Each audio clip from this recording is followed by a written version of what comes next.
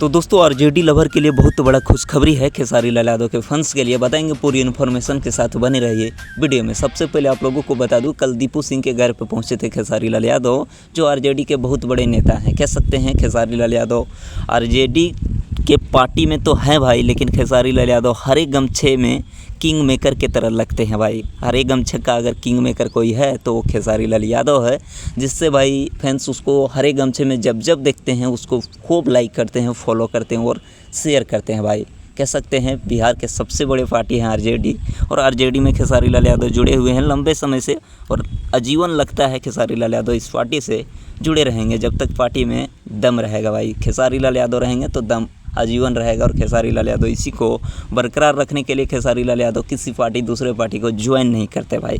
Party तो तमाम offer आते हैं खेसारी लाल यादव के पास, लेकिन भाई हरा गमछे से खेसारी लाल यादव का कनेक्शन बहुत गहरा है। कह सकते हैं दिल से सपोर्ट करते हैं हरे गमछे को, और फैंस भी, खेसारी के फैंस जितने भी हैं, हरे गमछे को एक तरफा प्यार देते हैं। आप लोग किस पार्टी में रहना चाहिए खेसारी को, कमेंट बॉक्स में कमेंट कीजिए।